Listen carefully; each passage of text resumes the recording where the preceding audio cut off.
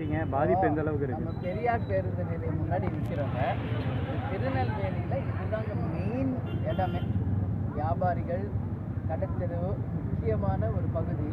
இந்த பெரியார் பேருந்து நிலையம் கடந்த 5 வருஷமாக பண்ணுறாங்க. இதுவரைக்கும் அந்த பேருந்து நிலையத்தினுடைய பணிகள் முடியல. அது மட்டும் இல்லை, இங்கே இருக்கிற அத்தனை வியாபார ஸ்தலத்திலும் இன்றைக்கி கோடிக்கணக்கான ரூபாயை இந்த வியாபாரிகள் இழந்திருக்காங்க. ஏன்னா அந்த நேம் போர்டு வரைக்கும் எல்லா கடைகளுக்குள்ளும் தண்ணி போயிருக்கு. அத்தனை கடைகளும் பாதிக்கப்பட்டிருக்கிறது. இப்போது நான் எல்லா பகுதியும் நேரடியாக பார்த்துட்டு தான் வரேன். நீங்களும் பார்த்தீங்க. இப்போ 180 ஆண்டு காலத்துக்கு முன்னாடி கட்டப்பட்ட சுலோச்சனா முதலியாருடைய பாலம் இன்றைக்கும் சிறப்பாக கம்பீரமாக நிற்குது. 25 வருஷத்துக்கு முன்னாடி கட்டப்பட்ட பாலம் இன்னைக்கு முற்றிலுமாக சிதிலம் அடைஞ்சு ட்ரைனேஜுக்கான அந்த பைப்பு, வாட்டர் பைப்பு எல்லாம் உடஞ்சி கம்ப்ளீட்டாக இன்னைக்கு பாலமும் சிதைஞ்சு இருக்கின்ற நிலையை நம்ம பார்க்க முடிகிறது. இதெல்லாம் ஏன் இந்த அளவு ஆச்சு அப்படின்னு மக்கள்கிட்ட கேட்டால், தாமிரபரணி ஆறு ஃபுல்லாகி தண்ணி ஃபுல்லாக ஊருக்குள்ளே வந்துருச்சு. இதை யார் முன்னெச்சரிக்கையாக போய் கவர்மெண்ட் தானே அறிவிக்கணும்.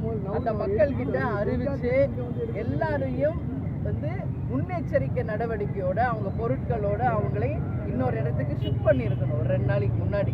அப்போது வானிலை அறிக்கை சொல்கிறாங்க, ஒரு கவர்மெண்ட் இருக்குது, அப்புறம் என்ன இங்கே நடக்குதுங்க? அப்போ மக்கள் என்ன சொல்கிறாங்க, எங்களுக்கு எந்த தகவலும் கொடுக்காமல் மிட்நைட் 3 o'clock இங்கே தாமிரபரணிலேருந்து ஃபுல்லாக தண்ணி வந்துருச்சுன்னா அப்போ சொல்கிறாங்க. ஒரு பொருள் கூட எங்களால் எடுக்க முடியல. அத்தனை பொருட்களையும் இழந்து இன்னைக்கு நிராயுதபாணியாக உடுத்த உடை கூட இல்லாமல் நாங்கள் நிற்கிறோம் அப்படின்னு சொல்கிறாங்க. இப்போ நாங்கள்லாம் மக்கள் துயரில் பங்கேற்கிறதுக்காக வந்திருக்கோம். எங்களால் முடிஞ்சதை கேப்டன் ஆணைக்கினங்க இயன்றதை செய்வோம், இல்லாதவருக்கு என்ன எல்லாருக்கும் உணவு, குடி தண்ணீர், அதே போல் நீங்கள் பார்த்தீங்கன்னா மருத்துவ உதவி, போர்வை, ப்ரெட்டு, பால், பிஸ்கெட்டு எல்லாமே நாங்கள் கொண்டு வந்திருக்கோம். இங்கே பக்கத்தில் இருக்கின்ற எங்கள் மாவட்டம், ஏன்னா இங்கே பாதிப்பு இருக்கிறதுனால பக்கத்து மாவட்டத்திலேருந்து இன்றைக்கி மதுரை, தேனி, விருதுநகர், சிவகங்கை என்று எல்லா மாவட்டத்தில் இருக்கின்ற எங்கள் நிர்வாகிகள் இன்றைக்கி ஒட்டுமொத்த மக்களுக்கும் உதவி செய்கிறதுக்காக நாங்கள் இங்கே வந்திருக்கோம். இன்றைக்கி திமுக ஆட்சியில் இருக்காங்க. அவங்க என்ன பண்ணுறாங்க பார்த்தீங்கன்னா, ஒருத்தரையும் பார்க்கலன்னு ஒட்டுமொத்த மக்கள் கம்ப்ளைண்ட் பண்ணுறாங்க. அப்படியே வந்தாலும் வெறும் ஒரு பொட்டலம் சாப்பாடு கொடுத்துட்டு போகிறாங்க. இப்போ நாங்கள் கொடுக்கலாம். ஆட்சியில் இருக்கிறவங்க உடைய வேலை என்ன? உடனடியாக கரண்ட் வரணும். இங்கே எங்கேயுமே கரண்ட் இல்லை, குடிதண்ணீர் இல்லை. எங்கே பார்த்தாலும் சாக்கடையும் குடிதண்ணீரும் கழிவுகள் கலந்து சாலை எங்கும் போயிட்டுருக்கு. எந்த சுகாதாரமும் கிடையாது. அதே மாதிரி கழிவுகள் எல்லா வீட்டுக்குள்ளேயும் கடைகளுக்குள்ளேயும் இன்னைக்கு புகுந்து இருக்கிறது. கோடிக்கணக்கான ரூபாய் மக்கள் இழந்திருக்காங்க இன்னைக்கு. ஸோ இதெல்லாம் ஒரு மிகப்பெரிய ஒரு கேள்விக்குறி. இதையெல்லாம் கேட்க வேண்டிய முதலமைச்சர் கூட்டணி தான் முக்கியம் அப்படின்னு சொல்லி நேற்று டெல்லியில் போய் இந்தியா கூட்டணிக்காக அங்கே போய் உட்காந்து பேசிக்கிட்டு இருக்காரு. யார் இன்னைக்கு அவர் டைலாக் மட்டும் பேசுகிறாங்களே, ஒட்டுமொத்த வாக்களித்த மக்களுக்கு நான் முதல் வேலைக்காரன் அப்படின்னு டைலாக் மட்டும் பேசுகிறாங்க. மக்கள் பாதிச்சிருக்கிறப்போ இங்கே அவரில் முதல்ல நிற்கணும். அவங்க அமைச்சர்கள் நிற்கணும் இல்லையா? இங்கே இருக்கிற எம்எல்ஏக்கள், கவுன்சிலர், சேர்மன் எல்லாமே திமுகவுக்கு தானே மக்கள் ஓட்டு போட்டு ஜெயிக்க வச்சுருக்காங்க. அவங்கெல்லாம் எங்கே போனாங்க? அவங்கெல்லாம் இங்கே நிற்கணுமா இல்லையா? ஒரு ஆளும் மக்களை சந்திக்கல, எதுவுமே செய்யலை என்று ஒட்டுமொத்த மக்களும் இன்னைக்கு முறையிடுவதை பார்த்தா ரொம்ப மனசுக்கு கஷ்டமாக இருக்குதுங்க. அதனால் முதலமைச்சர் இன்னைக்கு வர்றாருன்னு சொல்லியிருக்காங்க. நான் என்ன சொல்கிறேன், சும்மா நான் பார்த்தேங்க. நான் மதுரையிலேருந்து பை ரோடு தான் வரேன். எங்கெல்லாம் முதலமைச்சர் வர்றாரு அங்கே மட்டும் இப்போ க்ளீன் பண்ணின்னு பெயிண்ட் அடிச்சிருக்கிறாங்க. புரியுதுங்களா? ப்ளீச்சிங் பவுடர் போடுறாங்க. வரணும், எல்லா பகுதிக்கு வரணும். இப்போ நாங்கள் பார்க்குறோம்.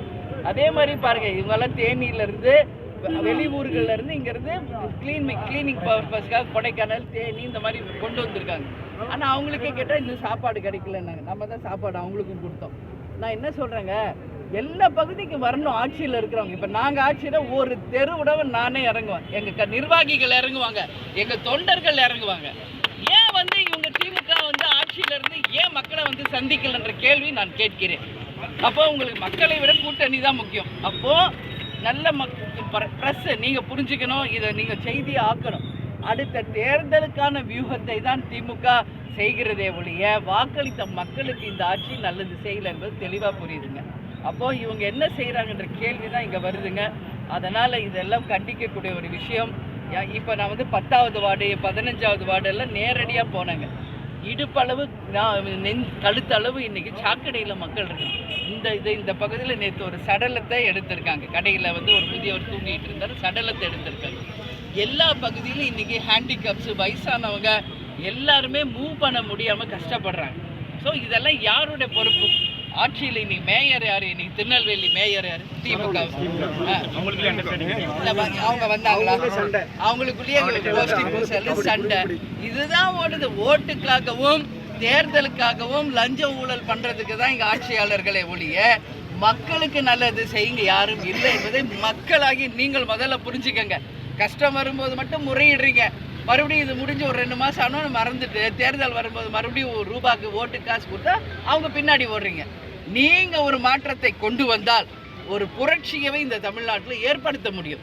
கேப்டன் உங்களுக்காக தானே இந்த கட்சி ஆரம்பித்தார், உங்களுக்காக தானே குரல் கொடுத்தாரு, புரிஞ்சிக்கல யாரும். அதனால் நிச்சயம் வந்து மக்களை நீங்கள் தான் எஜமானர்கள், நீங்கள் தான் மாற்றத்தை தரணும். உடனடியாக அரசு வந்து இந்த பணிகளில் இரும்பு கரம் கொண்டு ஒரு போர்க்கால அடிப்படையில் எல்லா பகுதியிலும் மோட்டர் போட்டு தண்ணி எடுக்கணும். இம்மிடியட்டாக எல்லா இடத்துக்கும் கரண்ட் வரணும், தண்ணி வரணும், சாக்கடைகளை அப்புறப்படுத்தணும்.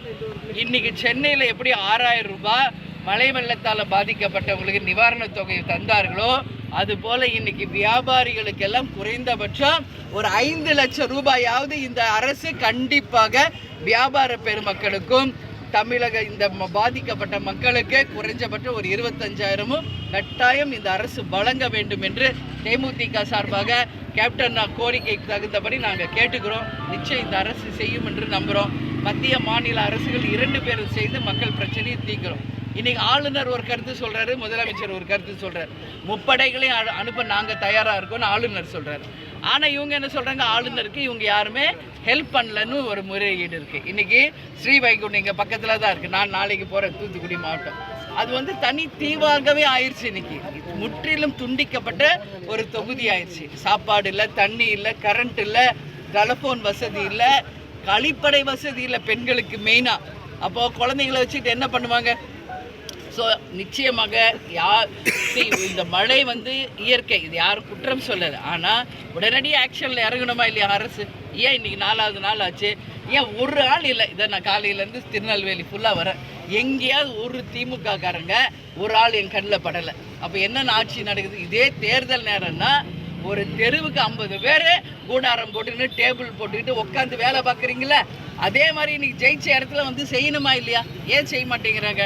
அதனால் இம்மிடியட்டாக ஆக்ஷனில் இறங்கி பாதிக்கப்பட்ட வியாபாரிகளுக்கும் மக்களுக்கும் இந்த அரசு நல்லது செய்யணும்னு சொல்லி நாங்கள் கேட்டுக்கிறோம்.